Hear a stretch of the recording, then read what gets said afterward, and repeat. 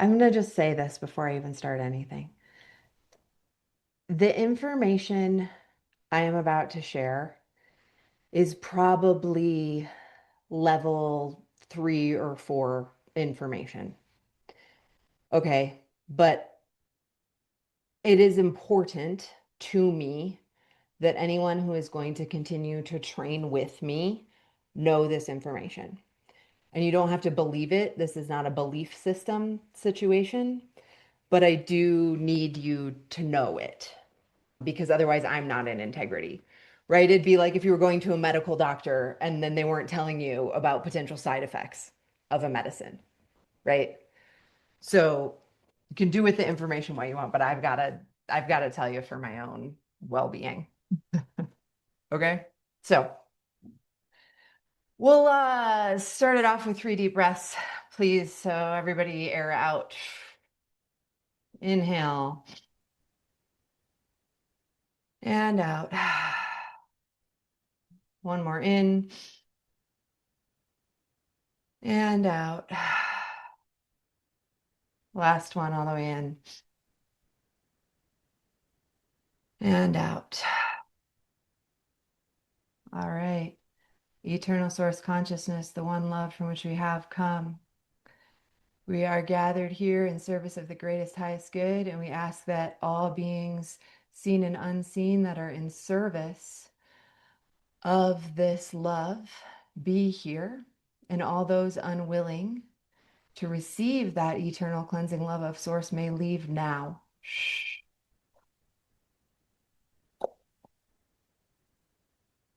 And I'm going to tell some truth today, and the truth will set us free. We are free, we are free, we are free. So it is. Someday I'm going to have a band and shit. But that day is not today. Today it's just me flailing my arms. Okay. So this is about a teacher and a student, like a great master and the student, and the student's like, okay, I hear all the things you're teaching me about, interchange and whatever, but like why are humans here? Why are we here? And the master says, let's go see the movie. And the student's like, come on, we're learning esoteric stuff. I don't want to go see a movie right now. And the master says, no, no, come on, let's go see the movie. So they go into the movie theater and the student starts to get pretty into the movie. The master leans over and nudges him and says, hey, but why are we here? And he's like, shh, I'm watching the movie. The master's like, no, no, but why are we here? And he's like, because you asked me to come into the movie. So he waits a little while. The master says, why are we here? And the student says, because I like the movie. And so that's why we're all here, because we like the movie. And it's really fun to get really into the movie and really invested in the movie. And some of us even love to create the drama in the movie because it's so fun. So now, that was good. That a little lighthearted interjection here. So now I would like to tell you a bit about the origins of humanity as I've come to understand them. And I want to give a little bit of context here that where this information comes from. So it was initiated by, most of you heard this story already, but for those who have not, when my consciousness first began to expand, or like my perception, uh, I saw demons in my room with me, and that really spooked me. I thought, what is going on here? Like eyes wide open, right? So that was part of it. And then some of it comes from study. So I went back to all of the major religions and all of the books that were removed from those religions and did a comparative analysis. And then I went into the internet, into all of the people who are, channeling things and talking about different stuff, and people who've been going out of their body since they were 16 or whatever. And for those who are not familiar, when you're in the out of body state, you can see reality really clearly as it is. Like you can see thought forms, you can see things that are normally not available to our 3D perception. That doesn't mean all of those people are trustworthy, though, by the way. There are some of them telling some bullshit, so just careful with that. Not just because somebody says they have gone out of body, can you trust them? But of some of the people that I do trust, there are about 4 who as far as I know, have no knowledge of each other. Like they're not in the same algorithmic funnels, so to speak, all telling the exact same story as the one that is in all of the removed things from the religions.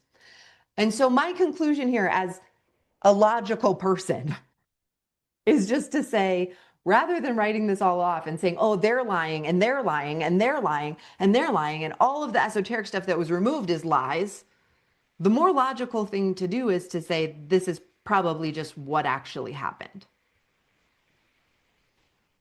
And so that being said, it's kind of, as I understand it, it depends which religion you go into. So I'm going to kind of tell it figuratively. In my household, the term we use is Anunnaki because that is the oldest one from Mesopotamia. But this is also present in the Gnostic Gospels of Christianity. In that one, they're called archons. It's present in the Watchers or the Book of Enoch from Judaism, referred to as Enlil and Enki. It's present in texts in Islam. And so basically the story goes, originally, humans were integrated into divine order, truth, and some original connection to the source of all energy. That was the original intent for human beings as created by source. And then through repeated free will choice, various non-human beings, whether you call them the archons or the Anunnaki or whoever, through repeated free will choice, they cut themselves off from the source of all energy, right? So when you're cut off from the source of all energy, where are you going to get your energy from? You have to do something to get energy. So what they did was basically hijacked human beings by claiming to be gods. Because in a sense, they did have a wider perception, so to speak, than we do. They're accessing different layer of the game, so to speak. And so they essentially, this is where the kind of harvest or possession part shows up. So it depends which story you listen to, but regardless, there's always some element of corruption where there's like a descent from above, there's some kind of deception or counterfeit authority, there is temptation or domination or straight up slavery, like imprisonment. And so some stories say we were made for labor, to do the divine labor. Humans were made to do work and to serve. And others say that it is about our vitality and energy and attention and life force that is being taken without our consent or knowing. And maybe since this is the part I won't tell on campus, Ken, zip it.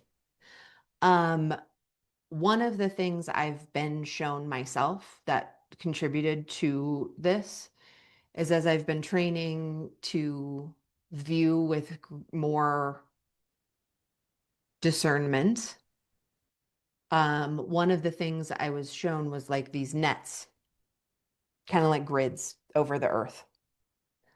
And from these grids, basically the fear and anxiety and exhaustion and like all that kind of energy goes through the grids and is harvested by these non-human forces.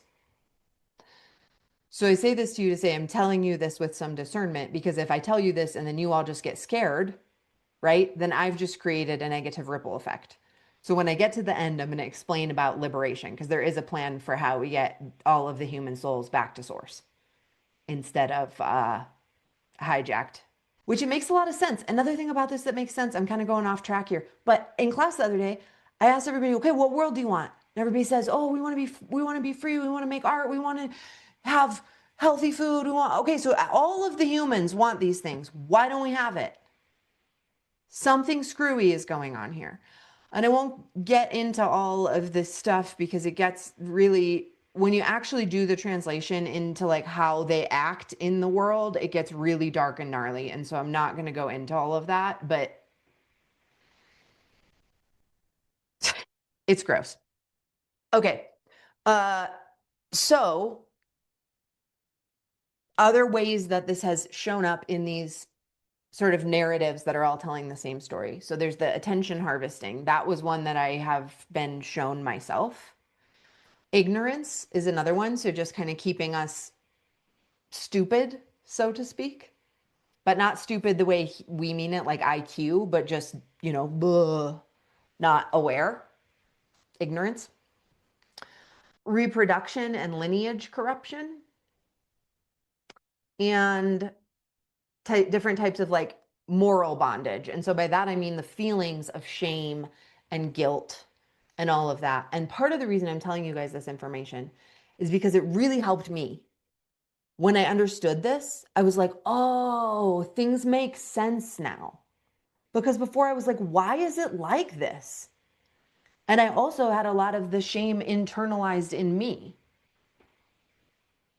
of like, I'm bad somehow, right? And then as I came to understand what was actually going on, I'm like, oh, these are all narratives that are not inside of me. They are external from me and were implanted, so to speak. So now they're kind of in me, but I found it very supportive in terms of like, I went to therapy for years and couldn't get rid of the shame.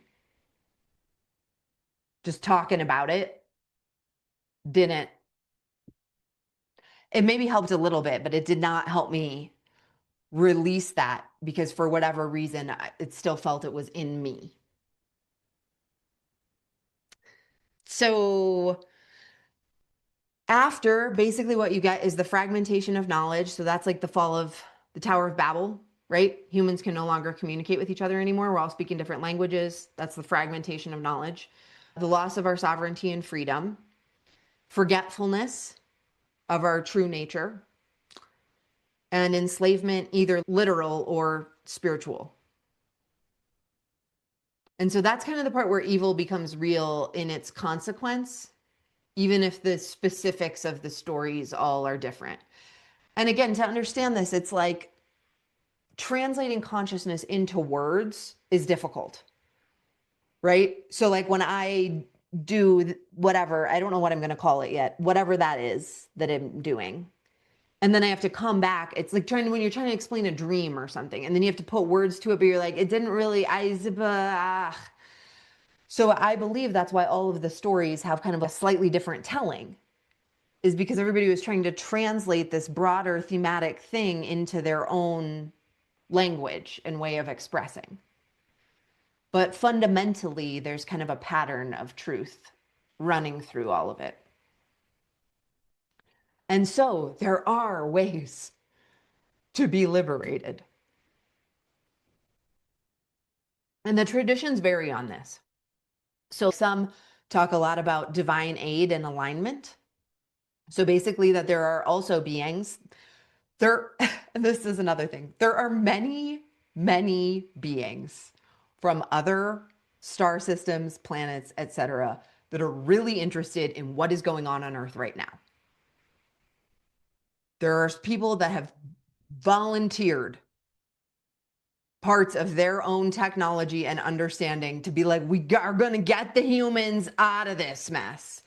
And I know that what people, spiritual teachers who are like Zen or whatever, are going to tell you, like, no, you're not important. Just dissolve into the nothing. Okay, that's another distortion. Because what does dissolving into nothing do? That's not a very empowered state.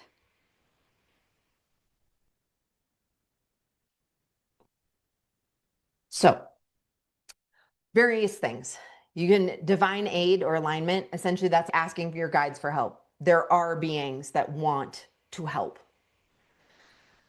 Being resistant to deception. So, this is the kind of discernment skill I'm always talking about. Gnosis is this idea of direct knowing. So, this is the turning inward and knowing our own selves.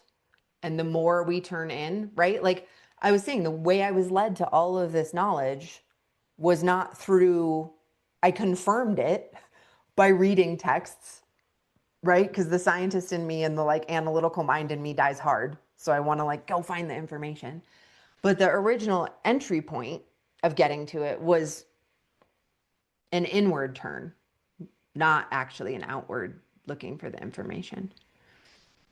And discernment, and most of all, the power of creation for the sake of creation is one of the most powerful things you can do. Like where you put your attention and then creating for the joy of it, right? Because when you are in that state, there's nothing to be, right? If we think again back to the grids of the fear or anxiety or exhaustion or whatever, and that's what's fueling it. So if you are just in your joy and doing what you love doing and creating, right, then that creates an energy and then also discernment, right? So we're not doing that and then going and giving it somewhere where we're not getting anything, right? We don't just, right? Want it flowing to us and through us, but then not going and giving it away to things that are not aligned. And again, I want to close by saying, and then we'll do questions if there are any. I want to close by saying it's not good or bad or right or wrong. Okay. It's not even like the Anunnaki necessarily, that's my catch-all word, are bad. But their trajectory was that through repeated free will choice, they cut themselves off from the source of energy. That's what happened. And sometimes I've only taught this a couple other times, but one time people ask me like, well, why would, if there really is, as you say, Annie, eternal source consciousness, the one love, why would a loving being allow this to happen to humanity? Like, why would they allow us to be basically the experiment of why? Because for there to be love, there has to be a choice. There has to be a choice. Otherwise, it's control. And so the love of source gave all beings that were created from that source free will choice to do whatever they wanted. And so through repeated free will choice, some of those beings ended up cutting themselves off, evolving into a place where what they were feeding on was fear. And so, point is, if we don't know what's going on, I'm just telling you this because not, I believe that knowledge is power.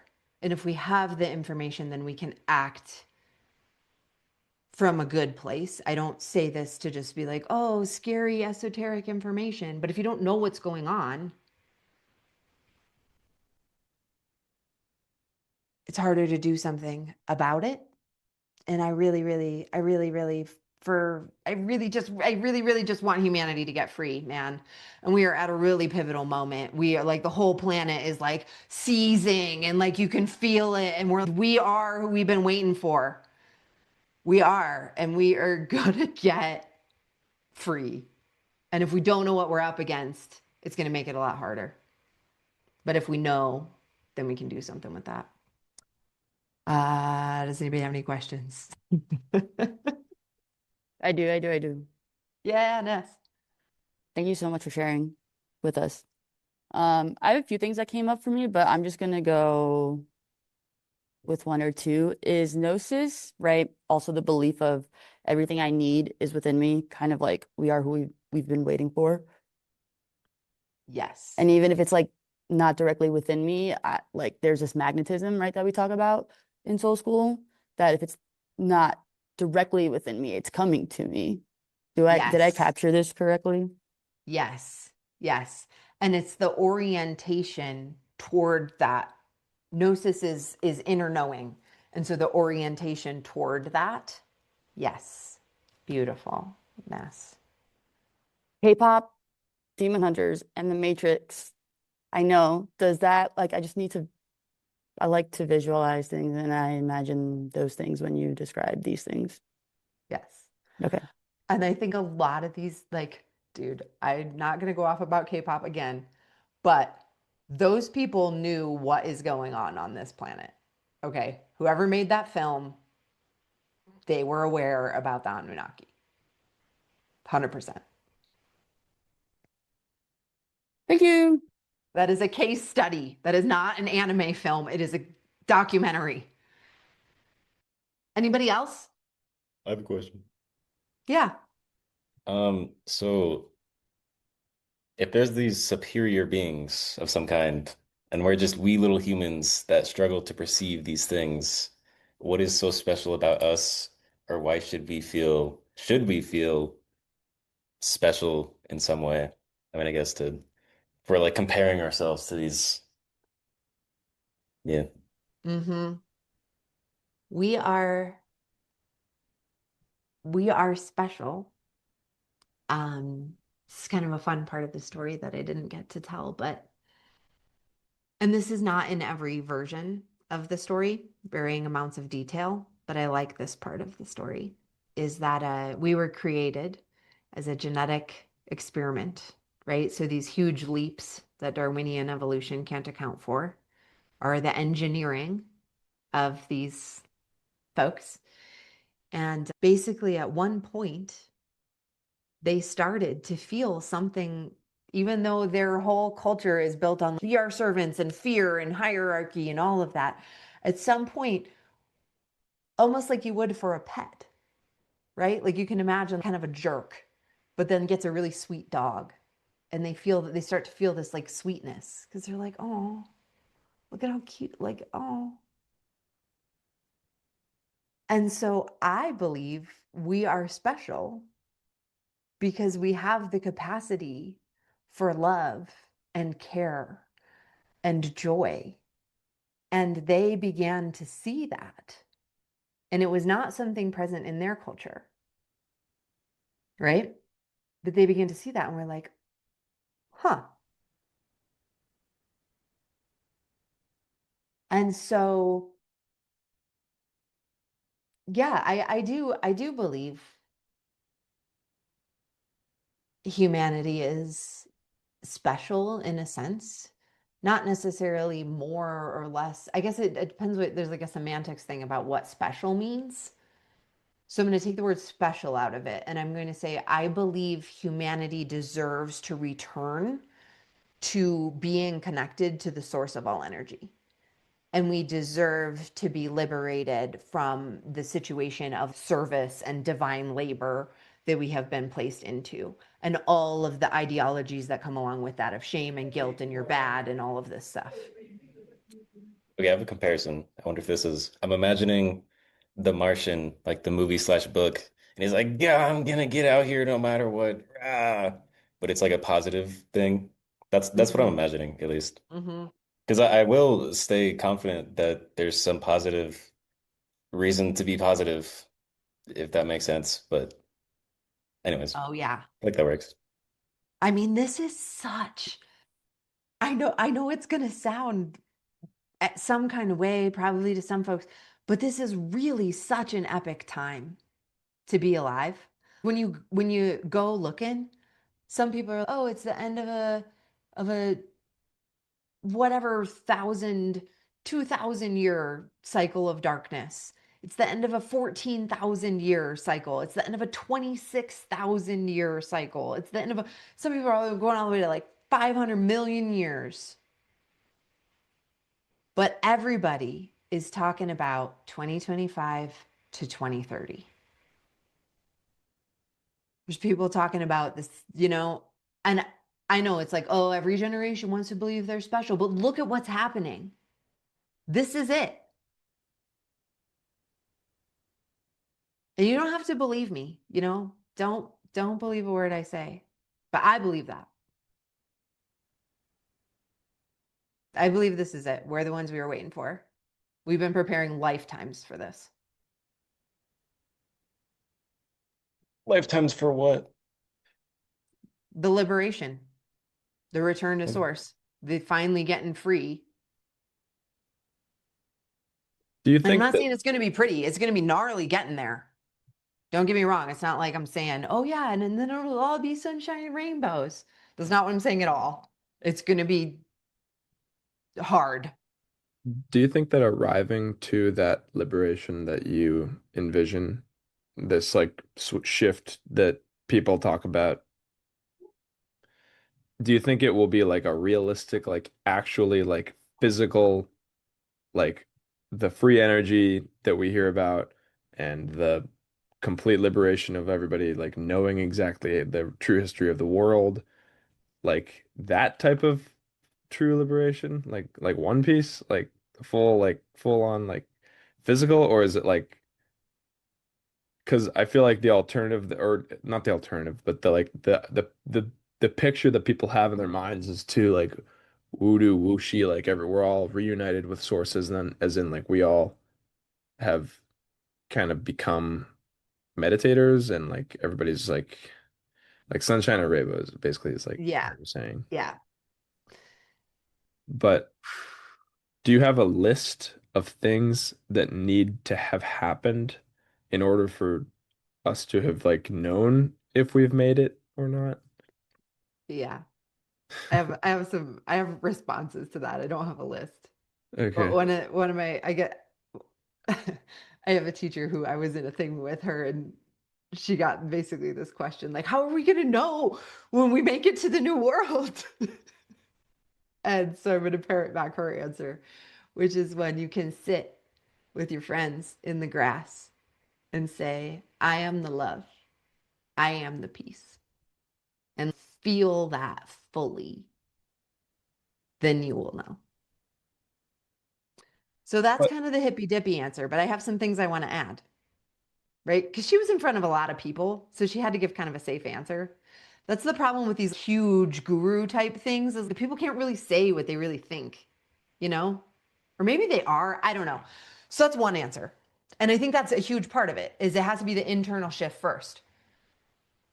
We have to be able to do that. Say, I am the love, I am the peace, and mean it and feel it. And to put it more practically, I think this is already happening. There are little pockets of coherence, and there's kind of like waves. And so the way I view Soul School playing out in this is it's a wave, right? And so you guys are here, and we start creating the systems, and right now none of it's physical, right? It's just a community, but we're building relational trust. We're building shared understanding. We're building shared practices. We're creating accountability around the practices.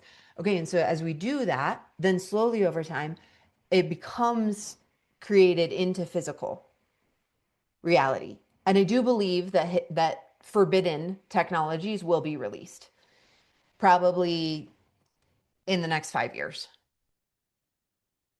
How they are able to be distributed, however, will depend a lot on the consciousness of the people in mass, right? Because if there's still too many people operating in the paradigm of greed and fear and stuff, they're going to be released and then just capped down right again. Right? So there might have to be a few rounds of like release, capture, release, capture, release, capture, but eventually. And the other thing I want to say to that question of how is it going to look like, and people don't like me to say this, I know, but I'm going to say it anyway. For there to be love, there has to be a choice, right? And so some people, through their own free will choice, and it's not good, bad, or right or wrong, it's just a choice, are going to choose a different way. And they are going to choose to cling to fear and greed and old world things that make sense to them. And that is going to create different outcomes. And so I'm not necessarily saying that like by 2030 the entire world will be free, but there will be pockets of folks, not just us, but there's many. I know the people in the pockets already. Quick aside, I went to this thing and they were like, I was telling them about Soul School, and they were like, okay, great. And then we'll form a committee, and you can meet with the people from New Mexico, and then the group in Arizona, and the Zen Center in California, and we'll make a committee. And I was like, no, no committees and no emails. No, stop. Stop it. I really lost it on that lady. I was just like, No more emails. Anyway, my point is, I know there are already other small little hubs, and I do believe in some way they will probably be connected in their ability to communicate, right? Like a mycelium, sort of. But it's not, oh, suddenly there won't be banks or suddenly there won't be. That will probably take quite a while.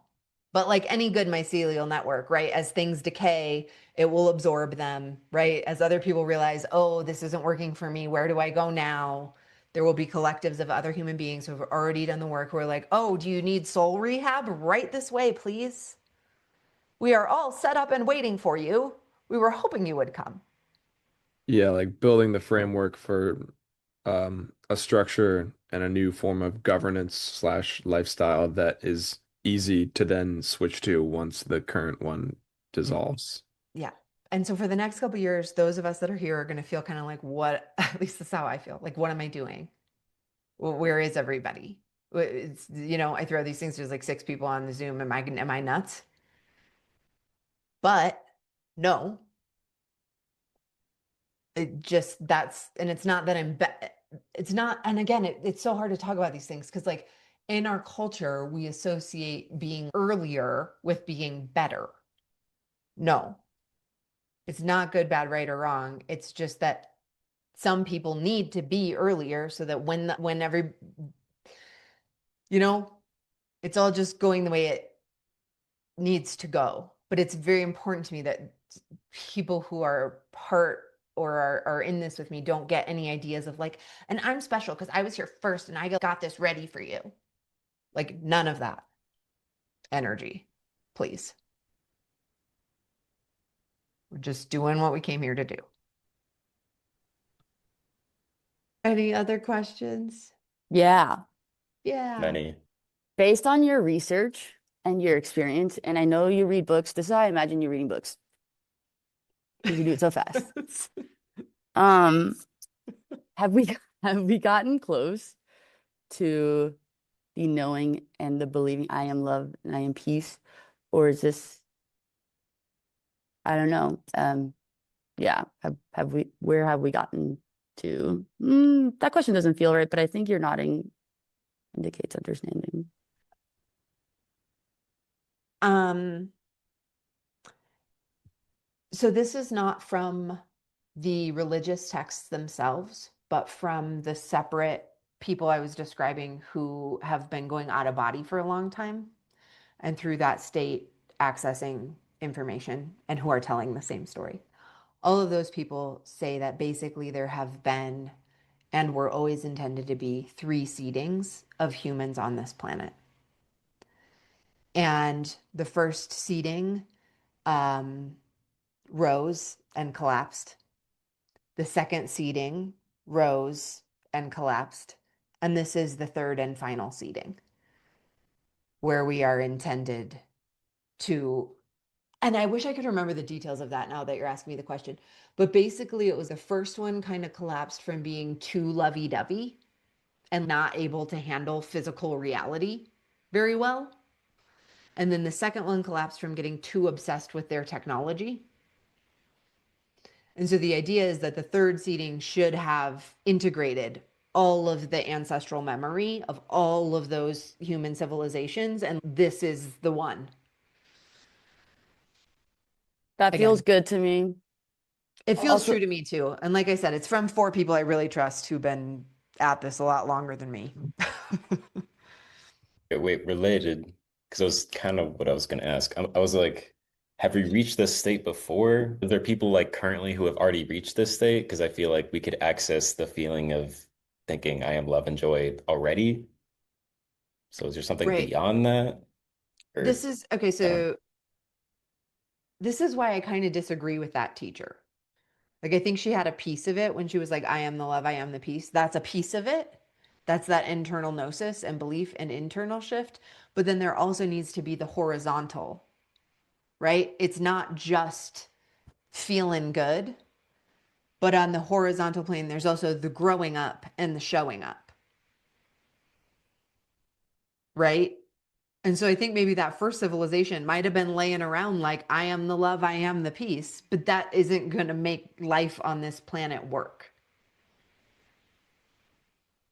You see what I mean? So there's also a growing up and showing up that needs to happen in the way that we live in physical reality, not just I am the love, I am the peace. That is a important component, but not the only component.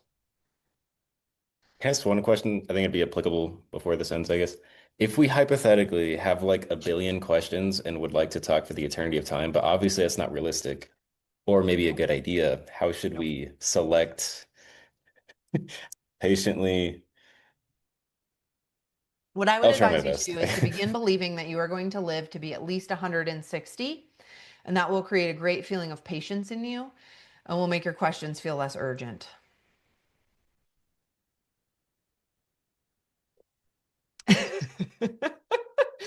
That's what I did. I don't know. Try it. You might like it. All right. Thank you, everyone. Thank We'll you. see you next week. Thank you. Thank you. Bye. Bye bye, Annie. Bye.